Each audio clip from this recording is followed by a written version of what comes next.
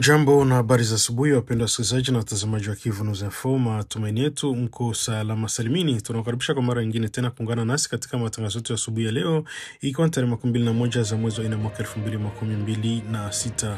Na kila siku Kivu News Info tunaendelea kuwaletea matangazo yetu tukiwa mashariki mwa Jamhuri ya Kidemokrasia ya Kongo. Na katika matangazo yetu ya asubuhi ya leo tutazungumzia hali ya usalama katika baadhi ya maeneo mashariki mwa Jamhuri ya Kidemokrasia ya Kongo, maendeleo ya kisiasa pamoja na masuala yanayogusa maisha kila siku ya wananchi kama elimu, afya na harakati mbalimbali za kijamii.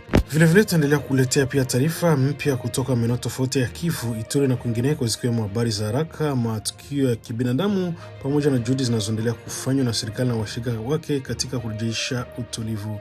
Basi endelea kuwa nasi katika dakika chache zijazo ili upate picha kamili ya kile kinachoendelea na kupitia Kivu News Info. Naendelea kukumbusha tu kwamba huenda ndio kwa mara kwanza unakutana nasi kupitia mtandao wa YouTube. Basi kabla ya chote nikikusihi kufanya kitu kimoja, hakikisha umesubscribe, like, comment na kushare, na kwa lugha nyingine wanasema kujabone kwa email vile na kupartager. Na basi kama tayari umeshafanya hivyo, acha tuendelee kusema asante sana kwa kuchagua Kivu News Info kama kituo chako chema cha matangazo.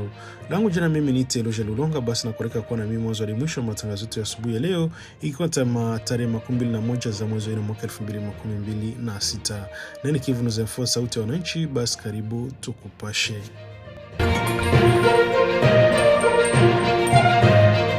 Kundi la uasi la ADF limekuwa likizua hofu kubwa mashariki mwa Jamhuri ya Kidemokrasia ya Kongo baada ya kuripotiwa kupanua kwa mara ya kwanza shughuli zake katika hadi eneo la Ouele kaskazini mwa nchi ya Jamhuri ya Kidemokrasia ya Kongo. Kwa mujibu wa ripoti iliyotolewa Jumatatu hii na taasisi ya utafiti wa Ebuteli, hali ya usalama endelea kuwa mbaya zaidi, huko ongezeko kubwa la utekaji nyara likiripotiwa katika maeneo mbalimbali yanayowasiliwa na operation za kundi hilo la uasi wa ADF. Ripoti inaeleza kuwa katika mwezi Machi mwaka 2026 pekee, zaidi ya raia 100 walitekwa nyara katika eneo la Mabasa mkoani Ituri. Hii ni idadi kubwa zaidi, kwani kurekodiwa kwa kipindi cha mwezi mmoja jambo linatia wasiwasi mkubwa kwa wadau wa usalama na haki za binadamu. Wachambuzi wa masuala ya usalama wanaeleza kuwa hatua hii mpya ya ADF kuingia katika eneo la Ouele inaashiria mabadiliko ya kimkakati, yakionyesha nia kundi hilo kupanua wigo wake wa mashambulizi na kudhibiti maeneo mapya. Hali inaweza kusababisha kuongezeka kwa vurugu pamoja na kuwalazimisha maelfu ya watu kuyahama makazi yao. Kwa wakazi wa maeneo, maisha yamegeuka kuwa hofu ya sintofahamu, na baadhi wanasema kuwa wanashindwa kwenda mashambani au kufanya biashara kutokana na vitisho vya utekaji na mashambulizi ya kushtukiza. Wengine tayari wamekimbilia maeneo salama zaidi wakihofia maisha yao. Mashirika ya kiraia na watetezi wa haki za binadamu wanasisitiza kuwa hali hii inahitaji hatua za haraka kutoka kwa serikali ya Jamhuri ya Kidemokrasia ya Kongo pamoja na washirika wa kimataifa. Wanatoa wito kwa kuimarishwa kwa ulinzi wa raia, kuongezwa kwa operesheni za kijeshi pamoja na misaada ya kibinadamu kwa watu walioathirika. Wataalamu wanaonya kuwa endapo hatua madhubuti zitachukuliwa kwa wakati, kuna hatari ya kuenea zaidi kwa mashambulizi katika maeneo mengine ya kaskazini na hata katikati ya nchi, jambo litakaloweza kuongeza mgogoro wa kibinadamu ambao tayari ni mkubwa. Hadi sasa mamlaka za Jamhuri ya Kidemokrasia ya Kongo hajatoa maelezo ya kina kuhusu mikakati mpya ya kukabiliana na hali hiyo, lakini shinikizo linaendelea kuongezeka kutoka kwa wananchi na jumuiya ya kimataifa wakitaka hatua za haraka zichukuliwe.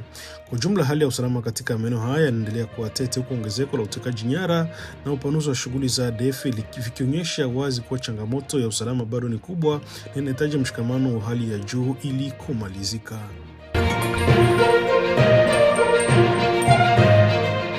Eneo la Bafuasende liko katika jimbo la Chopo mashariki mwa Jamhuri ya Kidemokrasia ya Kongo limegeuka kuwa kitovu cha mgogoro mkubwa wa kibinadamu kufuatia wimbi kubwa la wakimbizi waliokimbia mashambulizi ya waasi wa ADF katika mkoa wa Ituri.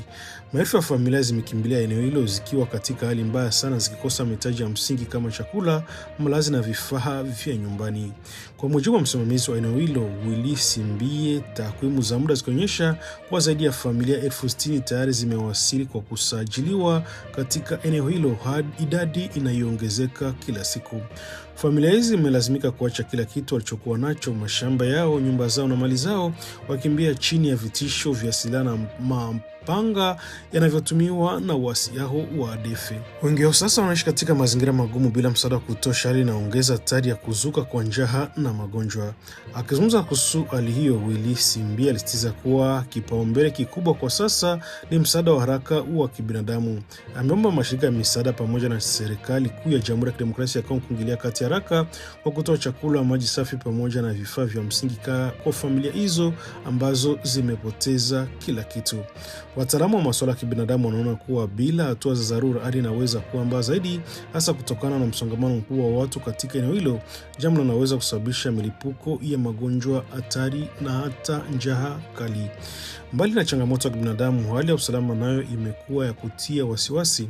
Mamlaka za eneo hilo zina hofu kuwa baadhi ya wapiganaji wa ADF wanaweza kujichanganya miongoni mwa wakimbizi hao kwa lengo la kujipenyeza na kuanzisha mashambulizi mapya na kuunda mitandao ya siri ndani ya Chopo, eneo ambalo hapo awali alikuwa limeathirika moja kwa moja na mashambulizi ya kundi hilo. Licha kuwepo kwa tahadhari hiyo, uwezo wa kiusalama umeonekana kuwa mdogo, ingawa kikosi cha jeshi kimepelekwa katika eneo hilo. Willy Simbia anaeleza kuwa idadi ya wanajeshi pamoja na vifaa walivyo navyo havitoshi kabisa kulingana na ukubwa wa eneo hilo na uzito wa tishio hilo lilopo. Kutokana na hiyo, ametoa wito kwa mamlaka za juu kuongeza nguvu za kijeshi pamoja na kuboresha vifaa vya kijeshi kuhakikisha kuwa usalama unadhibitiwa mapema endapo kutatokea mashambulizi yoyote. Wimbi kubwa la wakimbizi linatokana na kuongezeka kwa mashambulizi ya mwanzoni mwa mwezi Aprili katika mkoa wa Ituri, ambako waasi wa ADF walishambulia na kuchoma eneo la Mgodi na Muchacha kabla ya kufikia katikati ya mji wa Mambasa. Mashambulizi yamelazimisha wakazi wengi kukimbilia maeneo ya karibu kama Bafasende, huku wengine wakielekea hadi Kisangani kutafuta hifadhi. Ingawa jeshi la Jamhuri ya Kidemokrasia ya Kongo limetangaza kuwa limefanikiwa kurejesha udhibiti katika baadhi ya maeneo na linaendelea kuwafuatilia wapiganaji hao ndani ya misitu ya Ituri, hofu bado imetanda miongoni mwa wananchi ambao wengi wao hawana uhakika lini wataweza kurejea katika maisha yao ya kawaida. Kwa sasa hali inaendelea kuwa tete, huku maelfu ya watu wakihitaji msaada wa haraka na hatua madhubuti za kiusalama ili kuzuia mgogoro usizidi kuwa mkubwa zaidi. Huduma za usalama katika Jamhuri ya Kidemokrasia ya Kongo zimefanikiwa kuwakamata watu 5 wanaoshukiwa kujihusisha na biashara haramu ya viungo vya binadamu pamoja na uhalifu wa kuvizia wasafiri katika kijiji cha Basangu wilaya Kamina mkoani Lomami.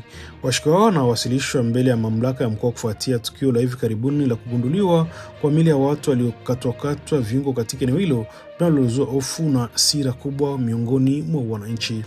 Kwa mujibu wa vyanzo vya ndani, operesheni hiyo ilifanyika baada ya tukio la kutisha litokea mwezi Machi uliopita, ambako miili miwili ilikutwa porini ikiwa imeondolewa baadhi ya viungo vya mwili, hususan sehemu za siri, hali iliyozua taharuki kubwa katika jamii hii. Watu walikamatwa wakiongozwa na viongozi wao walijulikana kwa jina la Abomaka, walikutwa pia wakiwa na silaha za moto. Kukamatwa kwao kulifikishwa Jumapili katika operesheni za pamoja kati ya vyombo vya usalama na ushirikiano wa wananchi wa eneo hilo. Taarifa zinaeleza kuwa washukiwa hao walinaswa wakiwa wamemteka mkazi mmoja wa kijiji cha Basangu pamoja na watoto wake wawili wakati wakiwa shambani kabla ya kuingiliwa kati na kukamatwa. Akizungumza kuhusu tukio hilo, gavana wa mkoa wa Lomami Mahmo Banza Mulume aliwapongeza kwa dhati maafisa wa usalama pamoja na wananchi kwa ushirikiano wao uliofanikisha kuwakamata wahalifu hao. Amesisitiza umuhimu wa kuendelea kuvunja mitandao yote ya uhalifu inayojihusisha na vitendo hivyo, akieleza kuwa hatua kali zitachukuliwa ili kulinda maisha ya wananchi. Mahmo Banza Mulume ametoa wito kwa wananchi wote mkoani huo kuiga mfano wa wakazi wa Basangu na kushirikiana kwa karibu na vyombo vya usalama ili kuwafichua na kuwakamata wote wanaohusika na vitendo vya kikatili vinavyoleta hofu katika jamii. Kwa mujibu wa mamlaka za mkoa, kukamatwa kwa washukiwa hao ni hatua muhimu katika mapambano dhidi ya uhalifu uliopangwa katika eneo la Lomami. Hata hivyo, juhudi zaidi bado zimehitajika ili kuhakikisha mitandao yote ya uhalifu inavunjwa kabisa na usalama wa kudumu unarejeshwa. Wakati huo, wananchi wanaendelea kusisitizwa kuwa macho na kutoa taarifa kwa vyombo vya usalama pale wanapobaini mienendo ya watu wasioeleweka ili kuzuia matukio mengine ya kikatili kama hayo yasijirudilie mara nyingine tena.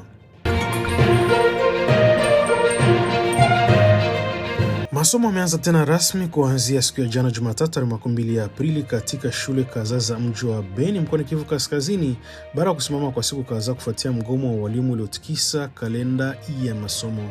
Kurejea huko kwa wanafunzi madarasani kufuatia uamuzi wa chama cha walimu Syndicat des Enseignants du Congo kusitisha kwa muda mgomo wake uliokuwa umeanza wiki iliyopita.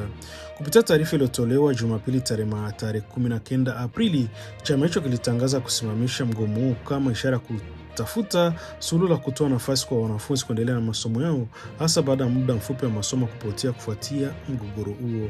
Mgomo huo ulikuwa umeanzishwa kwa lengo la kudai malipo ya mshahara kwa mwezi Machi pamoja na kuboreshwa kwa hali za malipo kwa walimu ambao wamelalamikia kucheleweshwa mara kwa mishahara yao tangu kuanza kwa mwaka wa masomo. Akizungumza kuhusu uamuzi huo, katibu wa kudumu wa Syndicat des Enseignants du Congo, Justin Bambikiri, alieleza kuwa kusitishwa kwa mgomo hakumaanishi kuwa madai ya walimu yamefutwa, bali ni hatua ya muda wakati wakisubiri hatua madhubuti kutoka kwa serikali. Alibainisha kwa walimu bado wanasitiza kulipwa mshahara wa mwezi Aprili kwa wakati, huku wakitaka serikali kuhakikisha mfumo malipo unakuwa wa kawaida bila kuchelewesha kama ilivyotokea mwezi Machi. Kwa sasa walimu wameipa serikali muda wa kutekeleza ahadi zake, wakionya kuwa endapo hakutakuwa na maendeleo ya kuridhisha wanaweza kurejea tena kwenye mgomo. Katika kipindi cha mpito, walimu wametakiwa kurejea madarasani na kuendelea kuwafundisha wanafunzi, huku wakionyesha matumaini kuwa mazungumzo kati yao na serikali yatazaa matunda mazuri. Ikumbuke kuwa mgomo ulianzishwa rasmi tarehe 11 Aprili na muungano wa vyama vya walimu katika maeneo ya Beni, Butembo na Lubero baada ya kufanyika kwa mikutano ya dharura.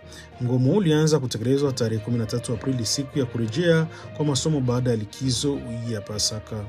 Katika kipindi chote cha mgomo, shule nyingi zilifungwa au hazikufanya kazi paswavyo, hali iliyoathiri wanafunzi wengi waliokuwa wakitarajia kuendelea na masomo yao kama kawaida. Sasa pamoja na kurejea kwa masomo, wadau wa elimu na wanatumaini kuwa hali itaimarika na kwamba serikali itachukua hatua za kudumu ili kuepusha migogoro ya mara kwa mara inaweza kuathiri sekta elimu katika eneo hilo. Mapigano makali yameanza tena tangu Jumapili tarehe 19 Aprili katika wilaya Masisi mkoani Kivu Kaskazini, yakihusisha waasi wa M23 na wapiganaji wa makundi ya wazalendo wanaoshirikiana na jeshi la Jamhuri ya Kidemokrasia ya Kongo. Kwa mujibu wa vyanzo mbalimbali vya ndani, mapigano yaliendelea kwa nguvu kubwa idadi hadi siku ya Jumatatu asubuhi katika kijiji cha Miti Mingi kilichopo katika komenti ya Ufamandu ya pili, eneo ambalo limekuwa likikumbwa mara kwa mara na hali ya ukosefu wa usalama. Kurejea kwa mapigano haya kunakuja baada ya zaidi ya siku 4 za utulivu wa muda mfupi katika eneo hilo, hali iliyokuwa imeleta matumaini kwa wakazi kabla ya hali kuzorota tena kwa ghafla. Kwa mujibu wa taarifa za mashirika ya kiraia, wapiganaji wa wazalendo walizindua mashambulizi mapema alfajiri majira saa 10 za usiku, wakilenga nafasi za M23, wakati ambako waasi hao walikuwa tayari wakisonga mbele kuelekea kijiji cha Miti Mingi.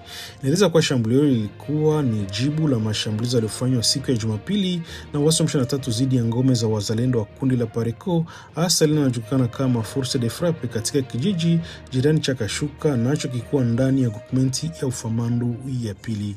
Mashuhuda wanasema kwa katika kipindi chote cha asubuhi cha Jumatatu, milio ya risasi na silaha nzito na nyepesi ilikuwa ikisikika katika maeneo mbalimbali yakizunguka eneo hilo, hali iliyozua hofu kubwa miongoni mwa wananchi. Taarifa zinaeleza zaidi kuwa makundi kadhaa ya silaha yamehusika katika mapigano hayo, ikiwemo makundi mawili ya Pareco yanayoshirikiana na wapiganaji wa Mai Mai Lamuka wanaongozwa na Noah Maachano, yakipambana zaidi na uasi wa M23.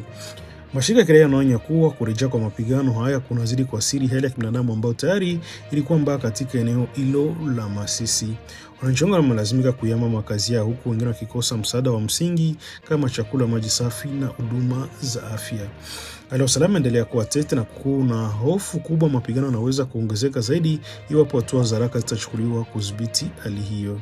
Kwa sasa wakazi wa Masisi wanaendelea kuishi katika mazingira ya hofu na sitofahamu, wakisubiri hatua madhubuti kutoka kwa mamlaka ili kurejesha amani na utulivu katika eneo hilo linaloendelea kuathiriwa na migogoro ya mara kwa mara. Serikali ya Burundi kwa kushirikiana na Umoja wa Mataifa wa kuhudumia wakimbizi ASER imetangaza rasmi kuanza kwa zoezi la kurudisha kwa hiari wakimbizi wa Kongo walioko Burundi kurejea majumbani katika Jamhuri ya Kidemokrasia ya Kongo. Kwa mujibu wa taarifa yao ya pamoja iliyotolewa Jumatatu, zoezi hilo litaanza rasmi tarehe 23 Aprili na itafanyika kwa msingi ya hiari kabisa, ambapo kila mkimbizi atakuwa na uhuru wa kuamua kurejea au kubaki alipo bila kulazimishwa. Mamlaka zinaeleza kuwa mchakato unazingatia haki za uchaguzi wa mtu binafsi, huku kusisitiza kuwa hakuna shinikizo lolote litakalowekwa kwa wakimbizi katika kufanya uamuzi huo muhimu. Serikali ya Burundi imehakikisha kuwa itaendelea kulinda usalama, haki na ustawi wa wakimbizi wote wanaoishi katika maeneo ya hifadhi hata wakati wa mchakato huu wa kurejea ukiendelea. Naeleza kuwa usajili wa awali ni sharti muhimu kwa kila wote wanaotaka kurejea. Taasisi hiyo husika pamoja na ASER zitasimamia zoezi hilo na kuhakikisha linafanyika kwa uratibu na uwazi. Kipaumbele katika zoezi hilo kitapewa wakimbizi ambao tayari wamejisajili, hasa familia zenye watoto wanaosoma, watu wenye mahitaji maalum pamoja na baadhi ya watumishi wa umma.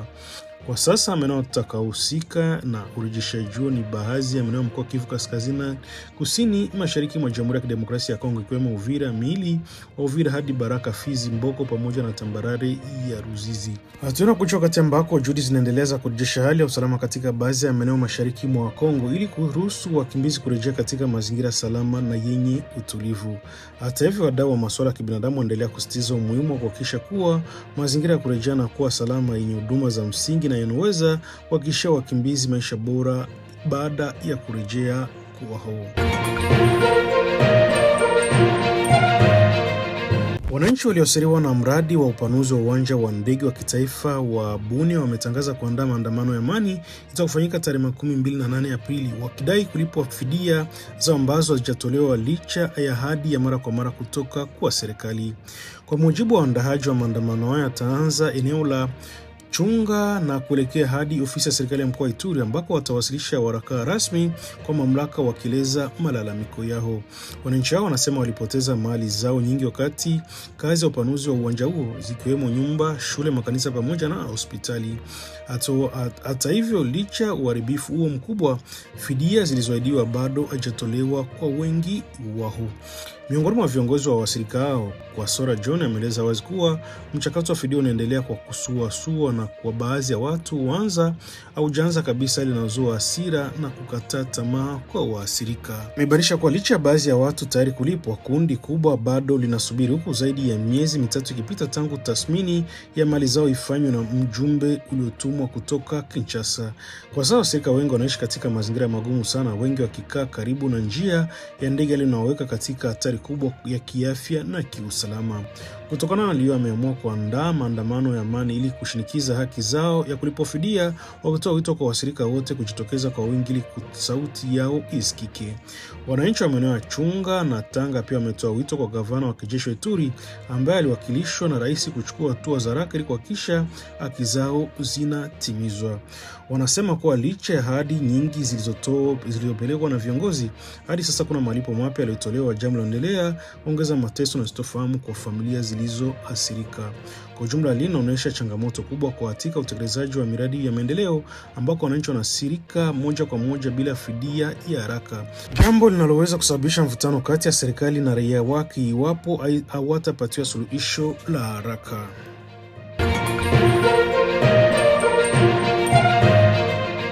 Mwakilishi maalum mpya wa katibu mkuu wa Umoja wa Mataifa nchini Jamhuri ya Kidemokrasia ya Kongo na mkuu wa MONUSCO, James Swami, ameanza ziara yake ya kwanza ya kikazi mashariki mwa nchi, hususan katika mkoa wa Kivu Kaskazini. Ziara hiyo ilianza siku ya jana Jumatatu tarehe 2 Aprili, ambako aliwasili katika mji wa Beni na kupokelewa na viongozi wa ngazi ya mkoa. Hii ni ziara yake ya kwanza uwanjani tangu achukue rasmi majukumu hayo takriban wiki 2 zilizopita. Akiwa Beni, James Swami ameanza kufanya mikutano na viongozi wa kisiasa pamoja na wakilishi wa mashirika ya kiraia kwa lengo la kutathmini hali ya usalama katika eneo la mashariki mwa Kongo ambalo linaendelea kukumbwa na migogoro ya silaha. Katika ratiba ya ziara yake, mwanadiplomasia wa Marekani anatarajia pia kuelekea katika maeneo ya wilaya ya Beni ambayo mara kwa mara imekuwa kilengwa na mashambulizi ya waasi wa ADF. Lengo kuu la ziara hiyo ni kutathmini hali halisi ya usalama pamoja na kujadili njia za kuimarisha ulinzi wa raia hasa katika maeneo yanayokumbwa na mashambulizi ya mara kwa mara. Ziara hiyo inatarajika kukamilika siku ya leo Jumanne tarehe 21 Aprili, huku ikitarajiwa kutoa mwanga kuhusu hatua zinazoweza kuchukuliwa na MONUSCO kwa kushirikiana na serikali ya Kongo ili kuboresha hali ya usalama na kulinda maisha ya wananchi. Hatua inakuja wakati ambako mashariki mwa Kongo inaendelea kukabiliwa na changamoto kubwa za kiusalama, hali inahitaji juhudi za pamoja kutoka kwa serikali, jumuiya ya kimataifa na wadau wengine ili kurejesha amani ya kudumu. Waziri Mkuu wa Jamhuri ya Kidemokrasia ya Kongo Judith Suminwa ameeleza kuwa mpango wa kupokea wahamiaji wanaotoka Marekani nchini Kongo ni sehemu ya huduma za kibinadamu iliyotolewa na serikali ya Kongo kwa taifa la Marekani chini ya makubaliano maalum kati ya nchi hizo mbili. Akizungumza Jumamosi tarehe 18 Aprili kupitia kipindi cha TV5 Monde, Judith Suminwa alibainisha kuwa mpango huo unahusisha wahamiaji waliokuwa nchini Marekani ambao walikuwa wakisaka hifadhi na sasa wanahamishwa kwa muda nchini Jamhuri ya Kidemokrasia ya Kongo kama sehemu ya makubaliano ya ushirikiano wa uhamiaji. Amesema kuwa hatua imefanikiwa kupitia makubaliano kati ya huduma za uhamiaji wa Marekani na serikali ya Kongo kwa kushirikiana pia na serikali ya kimataifa ya uhamiaji, Organisation Internationale pour l'Immigration, ambalo linasimamia masuala ya uhamisho na uangalizi wa uhamiaji hao. Waziri Mkuu alisisitiza kwa mpango huu ni wa muda, si wa muda mrefu na wala muda wa kudumu. Alieleza kuwa wahamiaji hao watabaki nchini Kongo kwa kipindi kilichowekwa kabla ya kupatiwa suluhisho lingine, ikiwemo kuhamasishwa katika nchi nyingine zinazoweza kuwapokea. Alifafanua kuwa serikali ya Kongo ilichukua mpango huu kama sehemu ya ushirikiano wa kidiplomasia na kibinadamu na si uhamisho wa kudumu wa watu hao katika ardhi ya Kongo. Waziri Mkuu Judith Suminwa pia alihakikishia kuwa haki za wahamiaji hao zitalindwa kikamilifu kulingana na sheria za kimataifa na kanuni za ulinzi wa binadamu. Kwa mujibu wake, serikali ya Marekani ndio inaogharamia kikamilifu mahitaji ya msingi wa wahamiaji hao, ikiwa ni pamoja na makazi, chakula na huduma nyingine muhimu wanapokuwa katika ardhi ya Kongo. Hata hivyo, waziri mkuu ametoa wito kwa utulivu kwa wananchi, akieleza kuwa mchakato unafanyika kwa uangalifu mkubwa na kwa muda maalum bila kuathiri usalama au maslahi ya taifa. Kwa jumla, mpango huu unaonyesha ushirikiano wa karibu kati ya Jamhuri ya Kidemokrasia ya Kongo na Marekani katika masuala ya uhamiaji na msaada wa kibinadamu, huku ukizua pia mjadala kuhusu nafasi ya nchi katika kupokea wahamiaji wa muda. Na kufikia hapa ndipo tunahitimisha matangazo yetu ya asubuhi ya leo kupitia Kivu News Afrika tarehe 21 za mwezi wa mwaka 2026. Na tunashukuru sana kuwa nasi tangu mwanzo hadi mwisho wa matangazo yetu hii ya asubuhi ya leo. Vile vile tumeamini umepata picha kamili ya matukio muhimu yaliyojiri ndani na nje ya nchi, hususan katika maeneo mbalimbali yanaendelea kukumbwa na changamoto za kiusalama, kijamii na kiuchumi. Naendelea kukumbusha tu kwamba kila siku Kivu News Afrika tunaendelea kuletea matangazo yetu tukiwa mashariki mwa Jamhuri ya Kidemokrasia ya Kongo. Na basi kama ndio ilikuwa mara kwanza unakutana nasi kupitia mtandao wa YouTube, basi kabla ya kuondoka ningeomba kufanya kitu kimoja, kisha umesubscribe, like, comment na kushare, na kwa wengine wanasema kujabone kueme vile vile na kupartage, kuendelea kusambaza habari kwa walio wengi zaidi. Na basi kama tayari umeshafanya hivyo, acha tuendelee kusema asante sana kwa kuchagua Kivu News Info kama kituo chako chema cha matangazo. Nia na mazungumzo kila siku kisha tunakuletea habari sahihi zenye kuaminika tena kwa muda mwafaka. Hivyo basi naendelea kutuandikia na kutujuza unasikiliza Kivu News Info kwa sehemu gani, na uende ukatuambia maoni yako aiza mapendekezo yako. Kingine ambacho ni muhimu zaidi, unaweza kubonyeza kwenye titre ya habari hii na itakupeleka moja kwa moja hapo chini kwa description ambako utakutana na linki mbili. Linki ya kwanza kubonyeza itakupeleka moja kwa moja kujabone kupitia channel yetu ya WhatsApp, na linki ya pili vile vile itakupeleka wewe kujiunga pamoja nasi kupitia grupu letu la WhatsApp. Na baada ya kufanya hivyo, itarisha sana usipite na chochote kipindi ambako utakuwa unapokea habari mpya kupitia channel yetu hii ya YouTube. Langu jina mimi ni Eloge Lulonga na ni Kivu News Info. Tukikutakia siku njema yenye amani na mafanikio. Basi bye bye na chao, na nikodi tena tutanane baadaye kwenye matangazo yetu mengine kwa mapenzi ya Mwenyezi Mungu. Baki salama, bye bye na chao.